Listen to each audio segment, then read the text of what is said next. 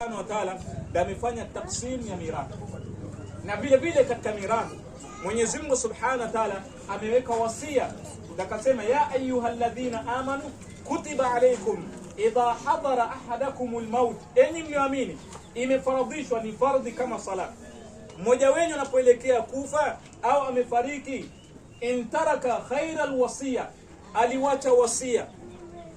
Ikiwa mtu aliwacha wasia, na wasia hii, wasia katika Uislamu si siri. Wasia si jambo la siri la kuficha. Ikawa wewe una mali, una sehemu umekaa umeandika wasia yako ukaficha, inasubiriwa wakati utakufa na inatolewa. La. Wasia Mwenyezi Mungu Subhanahu wa Ta'ala ameweka kwa kila Muislamu, akasema anfiqu mimma razaqnakum, toeni katika mali yenu.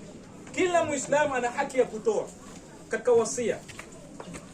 Umar bin Khattab radhiallahu anhu ana mali katika sehemu za Sham, mali kubwa sana, na akaenda kaambia Mtume sallallahu ya Rasulullah, mimi mali hii kwa sababu sina majukumu mengi, nina mali mengi, lakini hii mimi nimeitoa yote fi sabilillah. Angalia Mwenyezi Mungu anapoangalia haki ya watoto na haki ya familia. Yeye ana mali mengi, akaona si hasara akitoa shamba moja nzima fi sabilillah. Anaenda muomba Mtume sallallahu alaihi wasallam, mimi na hii mali nataka nitoe. Tunakwambia la, hauna haki ya kutoa.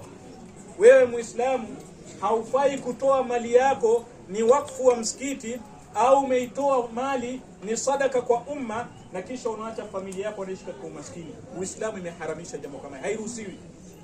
Mtume akamwambia haiwezekani. Akamwambia ya Rasul, basi nitoe nusu. Mtume akamwambia nusu pia ni nyingi, haiwezekani. Nitoe robo. Akamwambia haiwezekani. Na huyu mtu ana mali mengi. Robo, akamwambia robo haiwezekani. Nitoe thuluth, 1/3. Mtume akasema thuluth ni nyingi, lakini ni sawa hiyo. Bado ni nyingi, lakini unaruhusiwa. Kwa hivyo pia tatizo la kuwa mtu pengine anafikiri kutoa mali yake fi sabilillah, kujenga msikiti, ukaacha watoto wako hawana mali, ukaacha ndugu zako pengine hawana, ukoona unapata janna. La.